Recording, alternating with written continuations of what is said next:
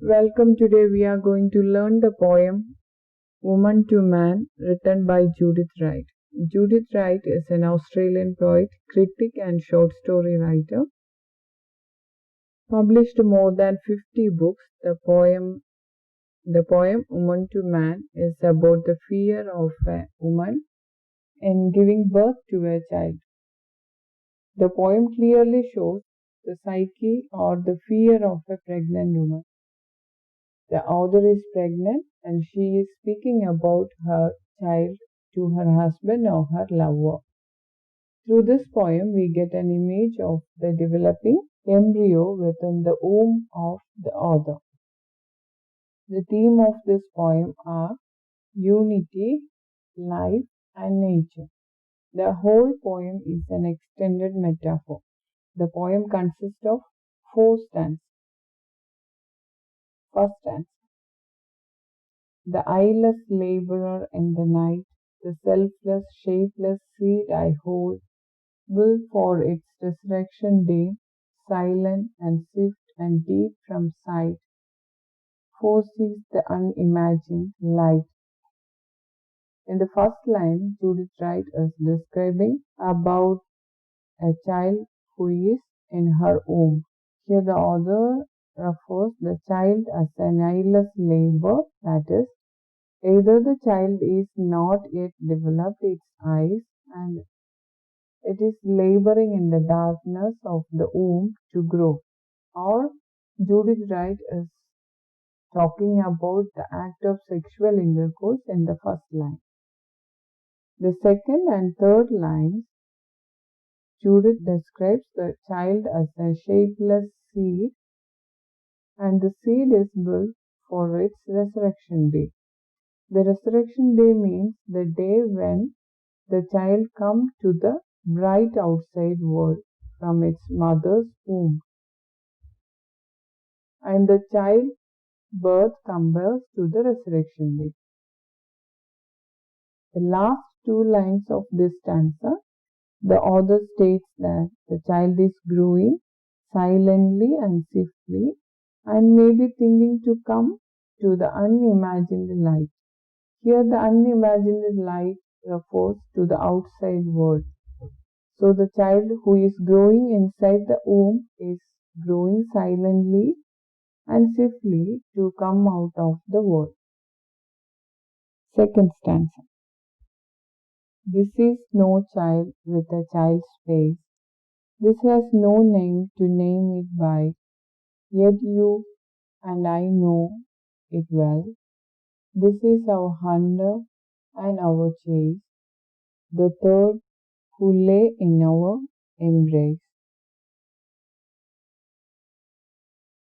Now the author is talking about the child's identity.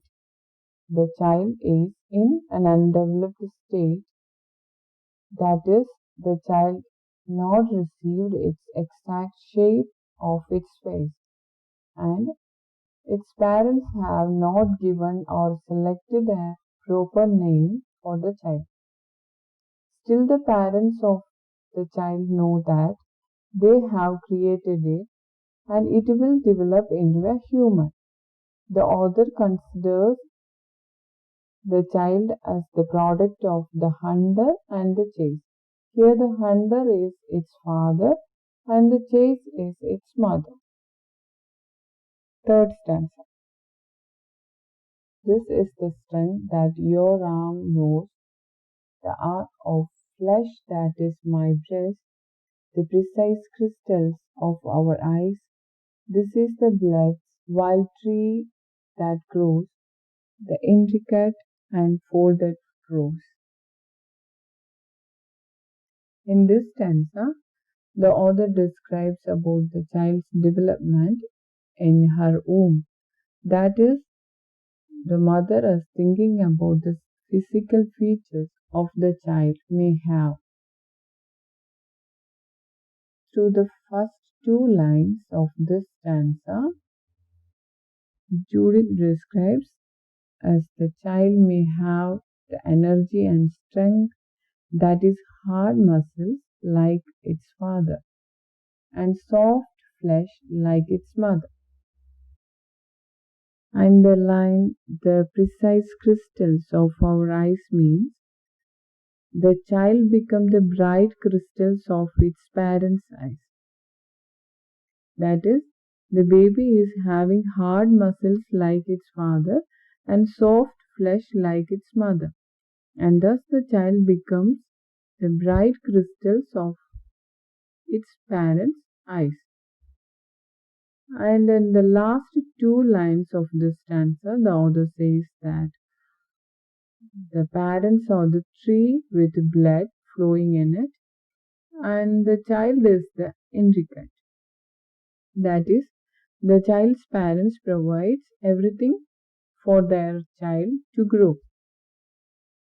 In the last line, the author says, the child in her womb is like a folded flower. That is, the child is like a bud.